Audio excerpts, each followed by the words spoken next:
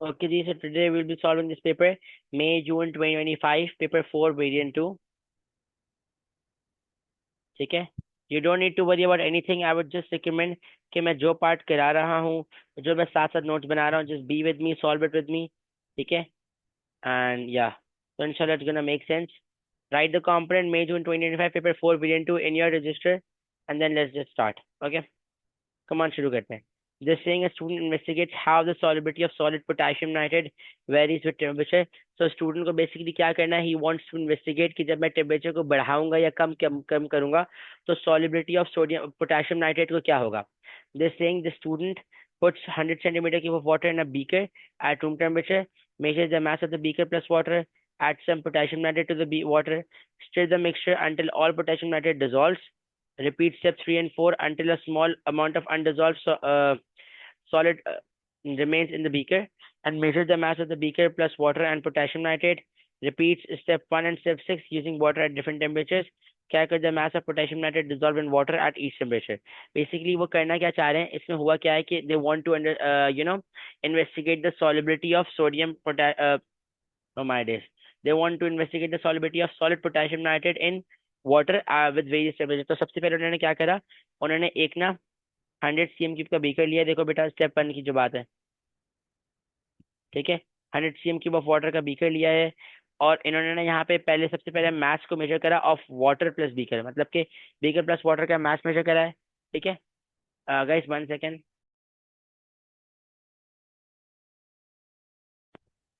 So mass of the beaker plus water का mass measure करा, and then they add some potassium nitrate into the water. फिर इन्होंने ना potassium nitrate को K3 को यहाँ पे ऐड कर दिया, and then they stirred the mixture. उन्होंने मिक्सचर को स्टिर करा until all the potassium nitrate dissolve हो गया. उन्होंने इसको ना स्टिरिंग रॉड से मिक्स करें कि आपके पास until कि सारा potassium nitrate dissolve हो जाए. Then they repeated step 3 and step 4, मतलब कि वो मजीद mass ऐड करें, फिर डिजोल्व करें, मजीद मैथ ऐड करें, फिर डिजोल्व करें. उन्होंने सारा प्रोसेस करा until some amount of undissolved solid potassium remains in the beaker. तो ये प्रोसेस वो करते रहेंगे अंटिल एनालिसिस क्या होगा कि आपके पास कुछ थोड़ा सा सॉलिड जो है ना, बेसिकली अनडिजोल्व पोटेशियम नाइट्रेट जो है ना बीकर में आ जाए. मतलब पहले समझो 2 ग्राम्स डाला, फिर 2 डाला, मिक्स करें, फिर 2 का डाला, मिक्स करें. लेट्स से उन्होंने जो लास्ट के 2 ग्राम्स डाले, तो उसके बाद वो जो है ना पानी के अंदर डिजोल्व नहीं हुआ, तो वो आपके पास बेसिकली अनडिजोल्व सॉलिड हो गया.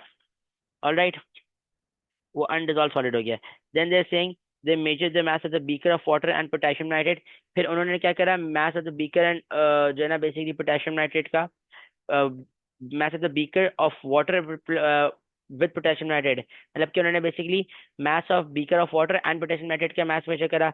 और फिर उन्होंने ना स्टेप 1 से लेकर स्टेप 6 तक का को बार बार रिपीट करा at different temperature. Like let's say एक 25 डिग्री सेल्सियस पे करा, एक 35 पे करा, एक 50 पे करा, एक 100 पे करा होगा. 100 पे तो नहीं करा होगा, बेसिकली कम पे ही करा होगा. And they calculate the mass of potassium nitrate dissolve in water at each temperature.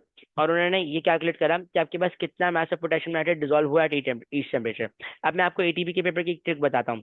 Trick पता है क्या है, हर पेपर की अपनी कहानी है, हर क्वेश्चन एक इन्वेस्टिगेशन एक पार्ट लेकर आया है.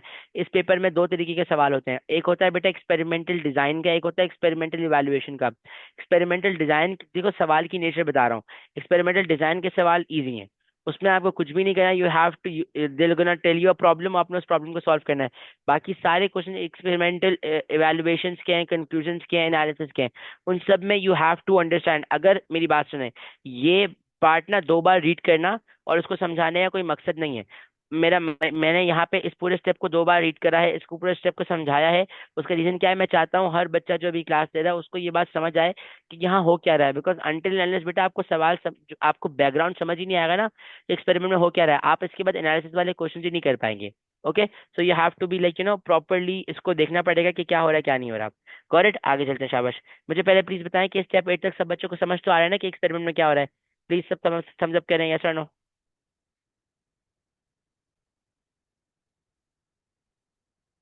Okay ji. Now they're saying the student does not make an important measurement. State the measurement that the student needs to make.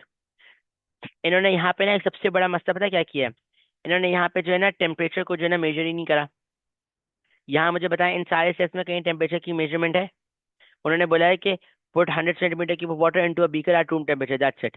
But आप बीकर के अंदर बेसिकली यू नो पानी को ऐड, आप बीकर के अंदर पानी को ऐड करो, you know, so of course you have to measure the temperature so that you know आपको ये चीज़ की तसल्ली हो कि जो है ना, लाइक यू नो, कि बेसिकली एक टेम्परेचर कांस्टेंट हुआ है कि नहीं हुआ, बिकॉज जब आप बीकर के अंदर पानी को ऐड करोगे ना, then you have to make sure कि लेट्स से आपको ना 30 डिग्री सेल्सियस पे मेजर करना था, 50 डिग्री सेल्सियस पे मेजर करना था, तो आपको by by the help of thermometer आपको मेजर करना पड़ेगा पानी के टेम्परेचर को, कि हाँ ठीक है सर, मैं इस टेम्परेचर पे पानी की पोटेशियम नाइट्रेट की सॉलिबिलिटी को चेक कर रहा हूँ।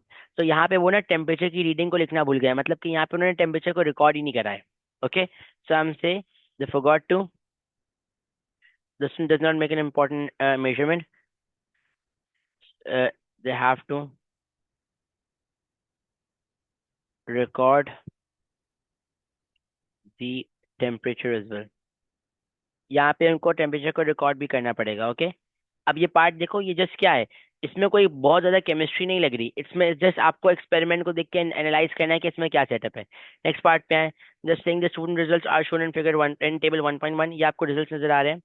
ये 15 डिग्री सेल्सियस पे ये सब आ गया, आरटीपी पे 35 पे 55 75, this thing estimate the mass of potassium nitrate dissolve in 100 centimetre cube of water. अब अगेन ये कोई इतना मुश्किल काम है नहीं, आप सबसे पहले क्या करो, 35 - 55 करो, इनके बीच का जो डिफरेंस है ना बेटा वो 20 का है, राइट, एंड इसके बीच का भी डिफरेंस 20 का है। ओके, अब अगर मैं देखूँ ना, मैं इनके बीच में अगर आऊँ, तो इनके बीच का भी डिफरेंस 20 का है, राइट। यहाँ पे डिफरेंस कितना आ रहा है, इन दोनों को माइनस करेंगे अगर तो 225.3 माइनस 152.4, ये डिफरेंस आ रहा है बेटा 72.9 का। और इन दोनों के बीच का डिफरेंस कितना आ रहा है, 54.9 माइनस 31.7, इनके बीच का डिफरेंस आया है 23.0 का। तो देखो, इन दो वैल्यूज के बीच का डिफरेंस 23.0 का, इन दोनों वैल्यूज के बीच का डिफरेंस 22.9 का है। सो यू नो, मैं लाइक मैं पता क्या करूंगा, आई am gonna go for somewhere around, मैं चाहता हूँ कि इन दोनों के बीच का डिफरेंस जो है ना वो समवेयर अराउंड लेट्स से, देखो 23 और 40 के बीच में आई am gonna go for may be like 50 something, कि इन दोनों के बीच में 50 का डिफरेंस आ रहा है, तो आप 54 + 9 + 50 करो, आपका आंसर आ रहा है 104.5। ये बस मैंने ऐसे ही मैथ्स लिया है। ओके, आपको एस्टिमेट करना है। अब देखिए ना, ये थोड़ा सा ट्रेंड सेंस भी रख रहा है कि इन दोनों के बीच में 23.2 का जीरो डिफरेंस, इन दोनों के बीच में 50 का डिफरेंस, इन दोनों के बीच में 72.9 का डिफरेंस। ओके, तो आप इस तरीके से इसको लिख देंगे। यहाँ पे मैं मैथ्स रिकॉर्ड करूंगा 104.9 ग्राम्स। ठीक है बेटा। अब यहाँ पे ना बहुत सारे बच्चे पता है क्या मिस्टेक करते हैं, वो रेंज ऑफ आंसर देते हैं। बेटा जब आप मार्केट स्कीम ओपन करोगे ना, वहाँ पे आपको रेंज दिखेगी, इसमें मोस्ट प्रॉब्ली मेरे ख्याल है जो रेंज होगी ना वो 90 से समथिंग होगी, लेट्स से 90 से 130 तक की रेंज होती है। मैं एग्जांपल की बात कर रहा हूँ, मैं एक एग्जांपल की बात कर रहा हूँ कि यहाँ पे अगर आपके पास ना, ओके, आई एम सेइंग कि इसका बेटा एक स्पेसिफिक वैल्यू लिखनी है, कोई बच्चा रेंज नहीं लिखेगा, नो रेंज। जब भी एस्टिमेशन का सवाल आता है ना बेटा, जब भी एस्टिमेटेड का सवाल आता है, so do not write range, like you know, A से बी तक की कोई रेंज नहीं लिखेगा, एक स्पेसिफिक आंसर लिखें। And as far as this 104.9 is concerned, तो मैंने सिर्फ ये देखा बेटा, इन दोनों को माइनस करा, आंसर 23.0 था, इन दोनों को माइनस करा, आंसर 72.9 था। तो मैंने कहा जब इन दोनों के बीच में 72.9 का डिफरेंस है, इन दोनों के बीच में 23.0 का डिफरेंस है बेटा, तो इन दोनों वैल्यूज के बीच में समवेयर अराउंड 50 का डिफरेंस होना चाहिए। ये मेरी एस्टिमेशन है ताकि मेरे पास एक प्रॉपर ट्रेंड आ जाए। तो मैंने 54.9, मैंने 54.9 में 50 ऐड कर दिया, तो 104.9 आ गया। ऑलराइट, तो ये काम किया मैंने, दैट्स इट। सर हाँ जी, हाँ जी, हाँ जी। सर ये जो हमने मैथ्स का जो है आंसर लिखा है P4 में, हम सिग्निफिकेंट फिगर्स पे राउंड ऑफ करेंगे कि यही रहने देंगे? देखो यहाँ पे ना हम लोग जिस तरह ये वाला ट्रेंड फॉलो हुआ है ना, मैं इस ट्रेंड को ही फॉलो करूंगा, दैट्स इट, और कुछ भी नहीं करूंगा। ओके, बस ये वाले ट्रेंड को फॉलो करेंगे और कुछ भी नहीं करेंगे। Now they saying the student observes that when the solution is made at 75 degrees Celsius, that when the solution made at 75 degrees Celsius is left at room temperature, a solid appears in the beaker, explain why। अब यहाँ पे मेरी बात समझे, वो आपसे कह रहे हैं कि ना, जब आपने एक सॉल्यूशन बनाया बेटा एट 75 डिग्री सेल्सियस, और फिर आपने उसको लीव कर दिया एट रूम टेम्परेचर, मतलब आपने उसको ना आरटीपी के ऊपर छोड़ दिया, रूम टेम्परेचर के ऊपर। ठीक है, 1 second, 1 second, 1 second, 1 second, guys give me 1 second. Okay,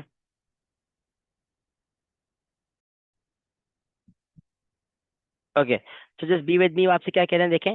the student observe that when the solution made at 75 degree Celsius is left at room temperature, a solid appears in the beaker. अगर आपने एक solution को बेटा बनाया, let's say आपने एक solution बनाया eight 75 degree Celsius, और फिर आप उसको जो है ना छोड़ दो एट रूम टेम्परेचर, मतलब कि जब आप उसको रूम टेम्परेचर पे छोड़ दोगे ना बेटा, तो उसका टेम्परेचर ड्रॉप होगा, इजंट इट। सॉल्यूशन था बेटा, उसका अपना टेम्परेचर क्या है, 75 डिग्री सेल्सियस है। आप उसको आरटीवी पे छोड़ रहे हो, जब आप उसको रूम टेम्परेचर पे छोड़ दोगे ना, तो उसका टेम्परेचर ड्रॉप होगा। जब बेटा उसका टेम्परेचर ड्रॉप होगा ना, तो आपके पास क्या होगा कि सॉलिबिलिटी डिक्रीज हो जाएगी। हम ये कहते हैं कि देखिए इसका आंसर क्या होगा, मतलब होगा क्या, बेसिकली आपको बताऊं। लेट्स से 75 डिग्री सेल्सियस के ऊपर ना नो प्रेसिपिटेट, सब डिजोल्व हो, बता, लेकिन जब आप उसको कूल करोगे टू आरटीपी, बिकॉज जब आप उसको छोड़ दोगे ना ऐसे ही, और वो रूम टेम्परेचर पे आ जाएगा, जैसे लेट्स से 25 डिग्री सेल्सियस पे आ जाएगा, तो फिर आपको प्रेसिपिटेट नजर आना शुरू हो जाएगा। उसका रीजन क्या होता है कि हम बोलेंगे कि when the solution is left, so temperature will decrease, temperature decrease हो जाएगा as, so no no, temperature will decrease, so the solution will cool down. Temperature decrease होगा, सॉल्यूशन ठंडा हो जाएगा, and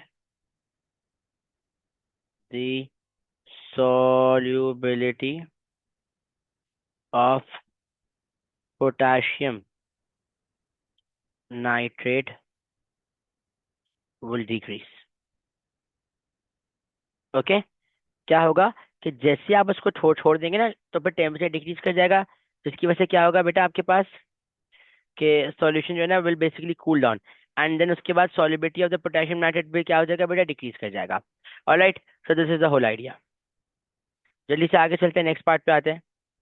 Then they're saying this suggests why the student does not do the experiment at 115 115 degree Celsius पे बेटा experiment को करने का फायदा इसलिए नहीं, बिकॉज पानी का बॉइलिंग पॉइंट ही 100 डिग्री सेल्सियस है। तो हम बोलेंगे कि as water boils at 100 degree Celsius, तो पानी का जब बॉइलिंग पॉइंट ही बेटा 100 डिग्री सेल्सियस है, तो फिर वो 115 डिग्री सेल्सियस तक करेंगे तो बेटा सारा पानी इवेपोरेट ही कर जाएगा, तो फिर तो मतलब बॉइल ही कर जाएगा, सो उसको तो करने का कोई फायदा ही नहीं है। ठीक है जी, नेक्स्ट पार्ट पे आते हैं।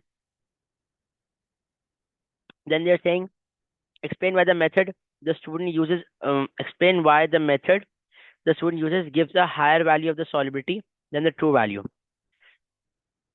वो आपसे कह रहे हैं कि आपके पास ना जो मेथड स्टूडेंट ने यूज करा है, it gives a higher value of the solubility then the true value.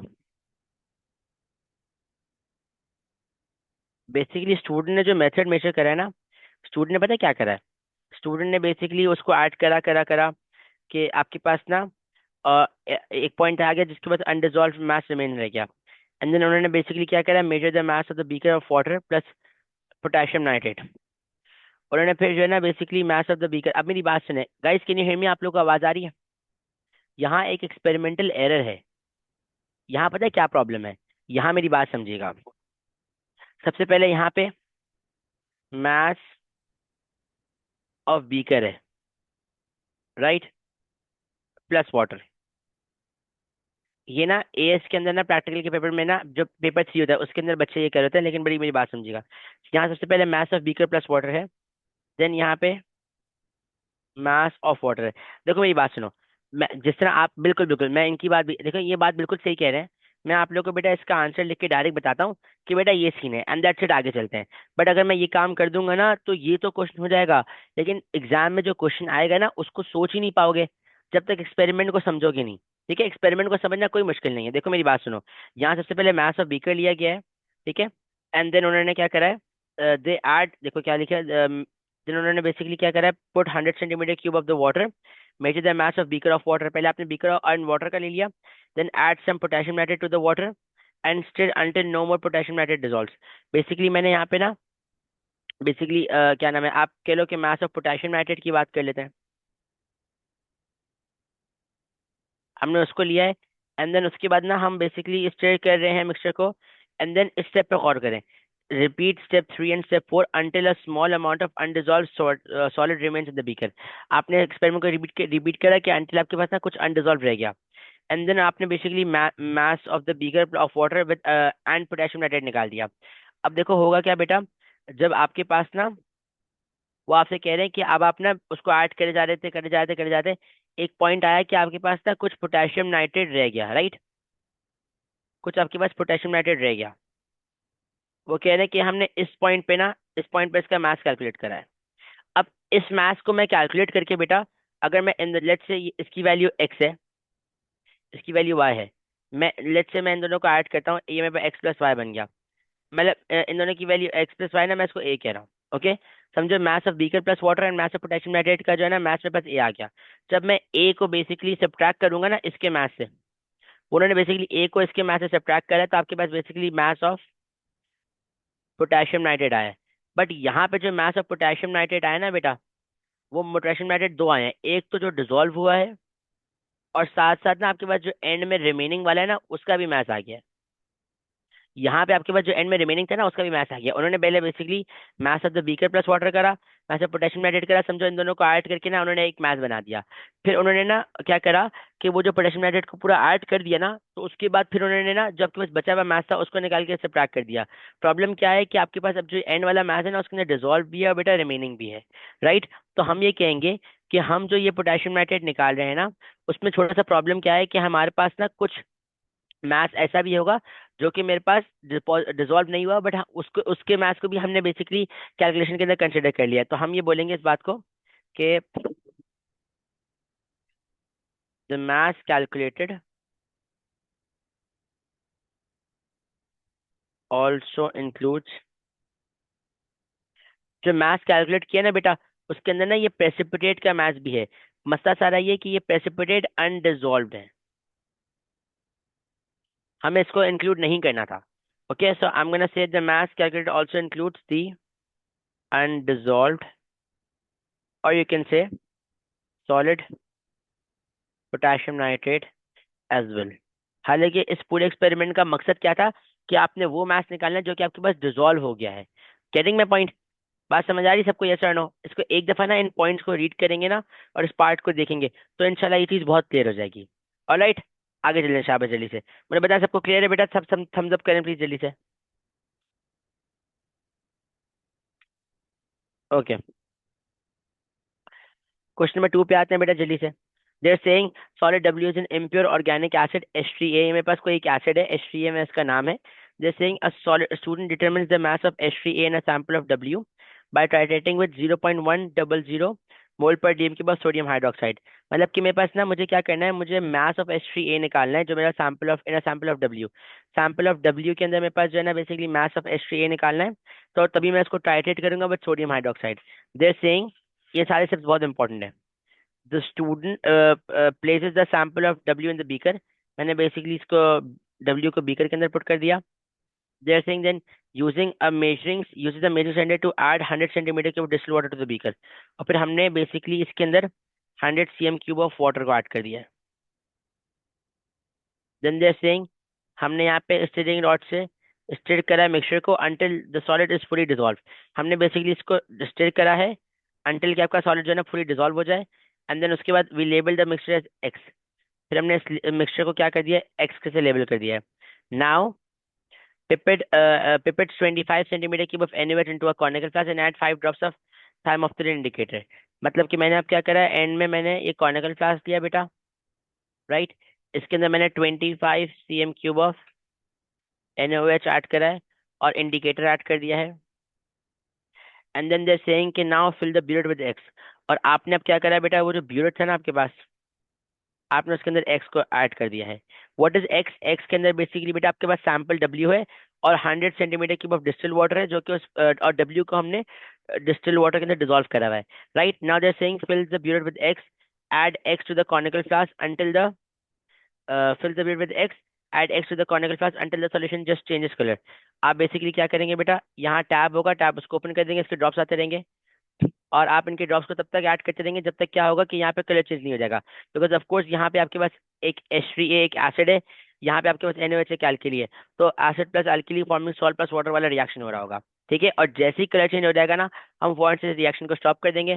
Then they're saying repeat the titration 2 more times, और हमने इस दफा जो टाइट्रेशन है बेटा इसको दो दफा रिपीट किया ताकि आपके पास हाई एक्यूरेसी आ सके। नाउ द पार्ट पे आते हैं। They're saying explain why it is important to use distil water and not tap water. बेटा इसका रीजन क्या है कि हमारे पास जो टैप वाटर होता है ना वो इम्प्योर होता है, उसके अंदर कुछ डिजॉल्व इम्प्योरिटीज होती हैं। हम यहाँ पे डिस्टिल वाटर को इस्तेमाल इसलिए करेंगे because tap water is not pure and is and it contains as it contains some dissolved impurities. Okay, then they're saying figure 2.1 shows the initial and final bureau treating of titration 1. Got it? And वो आपसे कह रहे हैं कि आपने reading को करके final best volume को इस्तेमाल करना है. Okay, that's good. This is your initial one. Initial is basically 4.1 4.2. बेटा वैसे ये बेसिकली 4.2 आ गया आपके पास. 4.2.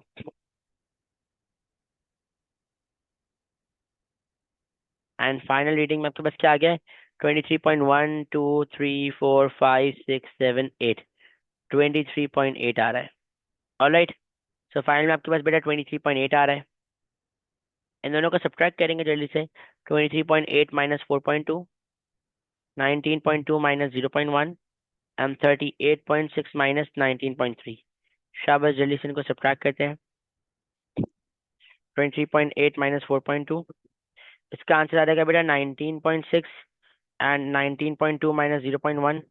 इसका आंसर आ जाएगा बेटा 19.1 एंड देन 38.6 माइनस 19.3. इसका आंसर आ जाएगा 19.3. ऑलराइट. तो आपने बेसिकली बेटा जो बेस्ट डायरेक्शन है वो ये दी. इन दोनों को लेना है. अब मेरी बात सुने, ये जो एक मोल्स का क्वेश्चन है ना, ये यकीन माने ऐसा सेम डिट्टो कॉपी क्वेश्चन जो ना आईडीसीएसई में भी आता है. So guys please be very very attentive. जिस ये आपका ना एक कोर मोल्स का क्वेश्चन है. मतलब मैं बोलो ना कि मुझे मोल्स का क्वेश्चन कौन सा पसंद है, तो मुझे इस तरह के क्वेश्चन पसंद है. एंड सबसे अच्छी बात बताऊं, ये सेम स्टाइल का क्वेश्चन और थोड़ी डिफिकल्टी के साथ एएस में भी आता है और आगे ए2 में भी आता है. सो ये एक अच्छा मोल्स का क्वेश्चन है. प्लीज बी विथ मी, इसको सही से देखेंगे इंशाल्लाह सारी बात समझ आ जाएगी. आपने सबसे पहले ना जो सबसे नियरेस्ट वैल्यूज होंगी ना उन टाइट्रेशन को कंसीडर करना है. देखो मैंने इन दोनों को टेक कर दिया, बिल्कुल कर दिया. Now they are saying use the best titrations to calculate the average volume. Average volume निकालना है, कुछ भी नहीं करेंगे बेटा. 19.1 plus 19.3, I am gonna divide them by 2. So it's gonna look something like this. 19.1 plus 19.3 divide by 2 करेंगे, I am gonna get 19.2. 19.2 आ जाएगा. अब आपको मैं बताता हूँ. मेरी यहाँ ना मेरी बात समझिएगा. देखें ये जो मोल्स वाला क्वेश्चन होता है ना बेटे, मैं जब खुद ओ लेवल्स कर रहा था तो मेरी टीचर ने मुझे बहुत अच्छी बात बोली थी. मिस मैंने बहुत एक आध दफ़ा उनका नाम भी बताया भी है थोड़ा सा. तो उन्होंने एक बहुत अच्छी बात बोली थी. वो स्पेशली इस क्वेश्चन के बारे में कह रही थी कि आप जो चीज़ फाइंड करो ना उसके आगे लिख दो. यहाँ आपने जो है ना एवरेज वॉल्यूम 19.2, ये पता है किसका निकाला है? Of solution. जो हमने जो ब्यूरेट में ऐड किया था ना उसका नाम क्या था? Solution x. या सॉल्यूशन एक्स, हमने सॉल्यूशन एक्स का निकाला है, राइट. सो आप लोगों ने ना लाजमी लिखना है. हम जब करेंगे ना जो भी आंसर निकालेंगे उसके आगे लिख देंगे कि हमने किसका क्या निकाला है. ऑलराइट, ताकि हम परेशान ना हो. नेक्स्ट पार्ट में they're saying calculate the number of moles of sodium hydroxide in 25 cm cube of this concentration. आपको मोल्स बेसिकली सोडियम हाइड्रोक्साइड के निकालने हैं. You already know its volume and concentration. It's really easy to find the moles. Formula होता है concentration is equal to moles per volume, moles equals to concentration into volume. What is concentration? It is 0.100. What is volume? It's 25 cm cube divided by 1000 कर देंगे बेटा. जल्दी से शाबाश. So I'm gonna do 0.100 times 25 divided by 1000 and my answer is gonna be moles equals to 2.5 times 10 power minus 3. ठीक है. तो आपके पास बेसिकली मोल्स का आंसर आ रहा है. This is 2.5 times 10 power minus 3. इसके आगे क्या लिखेंगे कि ये मोल्स ऑफ सोडियम हाइड्रोक्साइड आ गया. NaOH in 25 cm cube. ठीक है. ऑलराइट, नेक्स्ट पार्ट पे आते हैं. अगेन एज आई सेड, किसी को कोई पार्ट समझना है you can raise your hand. मैं आपको उसी वक्त आस्क यू टू अनम्यूट और फिर मैं आपकी क्वेरी को सुन लूंगा, नहीं तो आप चैट पे रिस्पॉन्ड कर दो. Okay. Then they are saying the equation for the reaction between H3A and NaOH is shown. Calculate the number of moles of H3A that reacts with 25 cm cube with this much of sodium hydroxide. आपको basically H3A के moles निकालने हैं. अगर आप बेटा यहाँ गौर से देखें तो H3A और सोडियम हाइड्रोक्साइड इनका 1:3 का रेशियो है. You gonna write it like this. H3A and sodium hydroxide इनका 1:3 का रेशियो है. ठीक है. Moles of sodium hydroxide are 2.5 times moles of sodium hydroxide are 2.5 times 10⁻³ इनका वॉल्यूम कितना एक्स है, क्रॉस मल्टीप्लाई करेंगे, ठीक है। ये मैंने बेसिकली देखो बेटा इक्वेशन रेशियो से निकाला है, that's it. And it's gonna be X equals to 2.5 times 10⁻³ divided by 3, and my answer is gonna be 2.5 times 10⁻³ divide by 3। मेरा आंसर आ रहा है बेटा 8 पॉइंट। प्लीज कोई और भी करता रहे साथ साथ, ताकि अगर मैं कोई मिस्टेक हो जाए तो वो आप लोग देख सकें, ठीक है। 8.33 टाइम्स 10⁻³। अच्छा अब मेरी बात सुने, यहाँ छोटा सा ना एक सीन है, उसको जरा डन करते हैं। सबसे पहले ना सिग्निफिकेंट फिगर वाले मसले को हल कर लेते हैं। यहाँ पे अगर आप देखें, आपके पास जो आंसर आ रहा है ना, अब देखो मेरी बात सुनो गाइस, कैन यू हियर मी? आप लोग को आवाज आ रही है? यहाँ 25 सिम क्यूब सादा लिखा हुआ है एंड 1.00 है ना, तो यहाँ तो मैंने 2.5 कर दिया। हाउएवर अगर आप नीचे वाले पार्ट में आओ तो यहाँ देखो 25.0 है और यहाँ पे 0.100 है। तो यहाँ पे आई am gonna go for 3SF। तो मेरे पास जो आंसर आएगा इट्स गोना बी 8.33 टाइम्स 10⁻³ यहाँ बच्चे मुझसे कहते हैं कि सर आप 8.3 क्यों नहीं लेते, तो उसका रीजन यही है बेटा, क्योंकि इस पार्ट में अगर आप देखो ना गौर से, तो यहाँ ऑलरेडी 1 2 3 3SF चल रहा है दोनों केस में। हाउएवर ऊपर वाले पार्ट में यहाँ 2SF था, यहाँ पे 1 2 3 था, तो मैंने 2.5 टाइम्स 10⁻³ लिख दिया, तो it's gonna B okay, like you no वो हमारे मार्क्स नहीं कट करेंगे। बट नीचे आप 8.33 लिखें, नॉट नेसेसरली बेटा पावर में लिखना जरूरी नहीं है, बट मैं पावर में लिखना प्रेफर करता हूँ, वो थोड़ा आसान रहता है, लेकिन कोई जरूरी नहीं है, मतलब कोई मसला नहीं, दोनों आंसर्स एक्सेप्टेबल होंगे। ऑलराइट, ये आपने बेसिकली क्या निकाला है, moles of H3A which reacted with NaOH. Then they are saying calculate the number of moles of H3A in the sample of W। अब आपको ना H3A के मोल्स निकालने इन द सैंपल ऑफ W। अब जरा इसके लिए हम ऊपर आते हैं।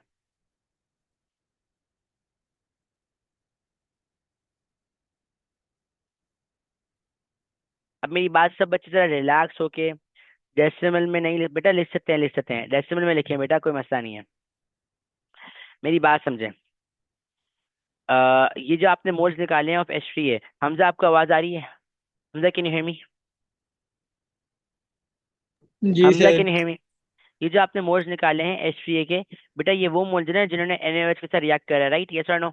जी सर। ऐसा ही है, 100% बात सही कह रहा हूँ मैं? जी अब मुझे बताओ, आपने ये वो मोल्स आपने H3A के निकाले हैं जिन्होंने NaOH के साथ रिएक्ट करा है। मुझे बताओ H3A का वॉल्यूम आपने निकाला हुआ है 19.2, यस और नो? ये ऊपर ऊपर निकाला हुआ है ना? 19.2। तो कहना से ये जो मोल्स आए हैं 8.33 टाइम्स 10⁻³ ये बेसिकली 19.2 सेंटीमीटर क्यूब वाले वॉल्यूम में, राइट? यस और नो? इजंट जी इट? सर। हाउएवर जो आपने इनिशियल सॉल्यूशन बनाया था बेटा, वो कितना बनाया था? 23.8 का। नो नो नो, हमने 100 सेंटीमीटर क्यूब का नहीं बनाया था। जो मैं टेबल वाला देख रहा था, सॉरी। 100 नहीं नहीं, सेंटीमीटर का हिसाब। 100 सेंटीमीटर क्यूब का बनाया था। तो कैन आई से इट लाइक दिस कि 8.33 मोल्स अगर मेरे पास 19.0 सीएम क्यूब में, तो 100 सीएम क्यूब में कितने मोल्स होंगे? एक्स हो जाएंगे। क्रॉस मल्टीप्लाई एक्स करें हो शाबाश जाएंगे। जल्दी से। मैं जो करता मेरा हूँ। जो मेरा आंसर आया ना, उसको मैं I am gonna multiply by 100 and then I am gonna divided by 19.2। So मेरे पास आंसर आ जाएगा बेटा इसका 4.34 टाइम्स 10⁻³ 4.34 टाइम्स 10⁻³। अब यहाँ देखिए ना, अब बच्चे फिर परेशान होते हैं। देखिए सर, यहाँ भी मोल्स ऑफ Ha3 था, यहाँ भी मोल्स ऑफ Ha3 है। बेटा ऊपर वाले केस में मोल्स ऑफ Ha3 है जिसने रिएक्ट करा है, मतलब ऊपर वाले केस में आपने ना 8.33 टाइम्स 10⁻³ मोल्स निकाले हैं बेटा, ये मोल्स निकाले हैं इन 19.2 CM cube of solution. However जो इनिशियल सॉल्यूशन था बेटा, वो तो 100 सीएम क्यूब का था, तो 19.2 में अगर इतने मोल्स है तो 100 सीएम क्यूब में कितने होंगे? एक्स होंगे। क्रॉस मल्टीप्लाई कर आंसर निकाल दिया। तो these are the moles of Ha3 in total 100 cm cube. 100 cm cube solution के अंदर आपके पास इतने मोल्स ऑफ Ha3 आ जाएंगे। मुझे बताएं सब बच्चों को ये बात समझ आ रही है? यस और नो? क्लियर है एकदम बेहतरीन? आगे चलूं? यस और नो? सब रिस्पॉन्ड करें शाबाश जल्दी से। Okay, now they are saying the relative molecular mass of H3A is this, calculate the mass of H3A in the sample of W।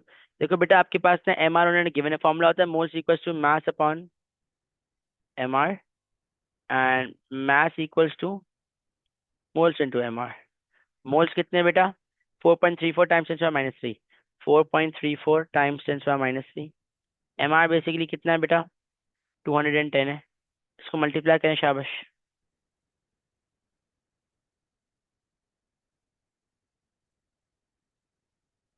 1 second, 4.4 times 10⁻²।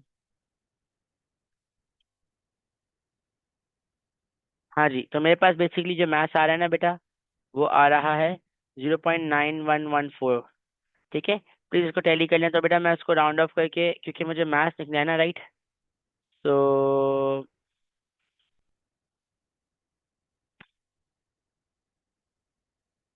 मैं इसको राउंड ऑफ करके ना, यहाँ मुझे ना 2 SF नजर आ रहे हैं। So I am gonna go for 0.91, या 0.91। ठीक है, बिकॉज यहाँ देखो टू सिग्निफिकेंट फिगर है ना, 2 SF है। तो मैं यहाँ भी 2 SF लिखूंगा। ठीक है, स्पेसिफिक पार्ट के हिसाब से देखो बेटा क्या सेटअप आ रहा है, और you have to like answer with respect to your own significant figures. मतलब जो जो पार्ट के सिग्निफिकेंट फिगर्स होंगे। नेक्स्ट पार्ट पे आते हैं। They're saying in step 2 a measuring cylinder is used to add 100 centimeter cube of distilled water to the beaker. Explain why using the measuring cylinder makes the volume of the distilled water inaccurate. Suggest your answer. वो आपसे कह रहे हैं कि आपने जो 100 centimetre cube of distil water को add करा है ना बेटा, वो आपने 100 सेंटीमीटर की डिस्टिल वाटर को ऐड करा है, राइट। तो आपने ऐसा क्यों करा? और वो आपसे कह रहे हैं कि explain why using the measuring cylinder makes the volume of distilled water used inaccurate. Suggest an improvement. तो देखिए, मसला सारा है कि मेजिंग सिलेंडर जो है ना, उसकी हाई रेजोल्यूशन नहीं है, हाई एक्यूरेसी नहीं है, राइट। हम ये कहते हैं कि measuring cylinder can not you know high resources नहीं बोलेंगे, हम बोलेंगे हाई रेजोल्यूशन नहीं है। प्रॉब्लम क्या है कि आप मेजरिंग सिलेंडर से ना, like you are not able to read like half centimetre square and everything. Like आप हाफ सेंटीमीटर क्यूब, आप हाफ रीडिंग कभी भी नहीं कर सकोगे। तो इसकी ये रीजन होगा कि देखिए, मेजरिंग सिलेंडर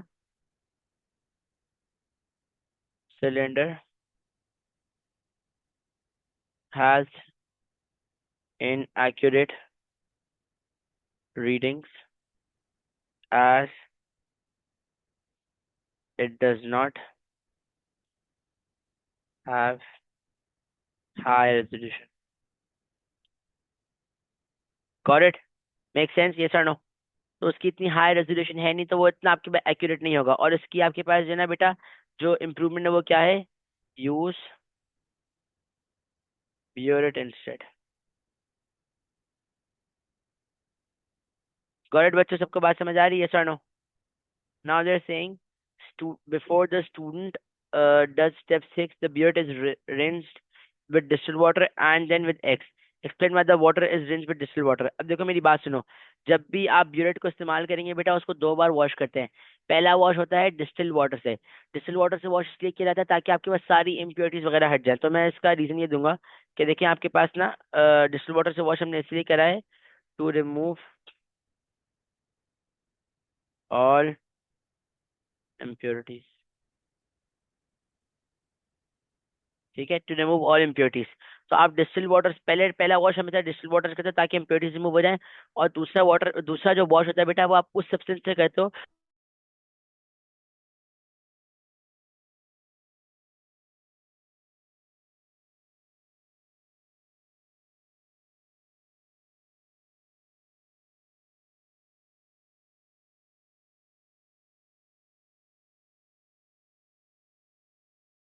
अगर आप डायरेक्टली ऐड कर दोगे ना, डबल के नहीं में आप लोग को आवाज आ रही है? Yes, sir. हाँ, सो आई वाज सेइंग कि हम लोग बेसिकली जो है ना, पहला वॉश हमेशा विद डिस्टिल्ड वाटर करेंगे ताकि इम्प्योरिटीज वगैरह हट जाए। और दूसरा वॉश जो होता है ना बेटा, वो हमेशा उस सब्सटेंस से होता है जिस सब्सटेंस को मैंने ऐड करना है। उसका रीजन ये होता है कि आप ना, अगर डिस्टिल्ड वाटर से ऐड करके डायरेक्ट सब्सटेंस को ऐड कर देंगे ना, तो ब्यूरेट या पेपर या जो भी होगा ना, उसके अंदर का जो वॉल्स होंगी, उस पर डिस्टिल्ड वाटर लगा होगा, उसके कुछ ना कुछ ड्रॉप्स, तो वो आपके पास ना चीज़ों को डाइल्यूट कर देगा। तो इसका इफेक्ट आप ये बोलेंगे कि देखें, सबसे पहले आपने बोला कि suggest and explain the effect on the titration if the burette is not rinse with X after rinsing with distil water. अगर मैं बेसिकली उससे पानी से धोने के बाद ना एक्स से वॉश ऑफ नहीं करूंगा ना, तो पता है क्या होगा? हम ये कहेंगे कि आपके पास जो जो है ना, basically what's gonna happen, because water आपके पास ऑलरेडी मौजूद होगा ना, तो वो आपके पास बेसिकली क्या करेगा? It's gonna make the solution dilute. और कॉन्सेंट्रेशन को डिक्रीज कर देगा। बिकॉज देखो बेटा, जब आपकी वो वाटर मौजूद होगा ना, तो concentration equals moles over volume, volume बढ़ जाएगा, कॉन्सेंट्रेशन कम हो जाएगी। ठीक है, ठीक है। और जब कॉन्सेंट्रेशन कम हो जाएगी ना बेटा, तो उतने ही NaOH को न्यूट्रलाइज करने के लिए you would require more acid. ठीक है, आपको बेसिकली उतने ही, क्योंकि देखो आपके पास ना कॉन्सेंट्रेशन कम हो गई है। कॉन्सेंट्रेशन कम होने का मतलब है कि अब वो सैंपल इतना स्ट्रांग नहीं है, मतलब कि अब आपको बेटा उतने ही, लाइक यू कैन से उतने ही NaOH को न्यूट्रलाइज करने के लिए, NaOH कह रहा हूँ, हाँ, उतने ही NaOH को न्यूट्रलाइज करने के लिए you would require more amount of, जो है ना, या more amount of acid. Alright, तो हम इस बात को ऐसे कहेंगे कि देखें, सबसे पहली बात तो अफेक्ट पूछेंगे, हम ये बोलेंगे कि देखें the titration value will increase. Okay, इसका रिजल्ट क्या होगा कि हम कहेंगे कि बिकॉज द डिस्टिल वाटर, मैं इसके ना लंबा आंसर लेता ताकि आप लोगों को कॉन्सेप्ट भी समझ आ सके। Distil water droplets will make solution more dilute and less concentrated। जो आपके पास जो है ना, बेसिकली जब आप डिस्टिल वाटर को ऐड कर दोगे ना बेटा, मतलब जब आपने ऐड नहीं करा, आपने बेसिकली उसको एक्स से वॉश नहीं करा, तो बेटा ऑलरेडी वॉल के ऊपर डिस्टिल वाटर होगा, तो वॉल्यूम बढ़ेगा, कॉन्सेंट्रेशन कम हो जाएगी, right. So this thing because the distil water droplets will make solution more dilute and less concentrated,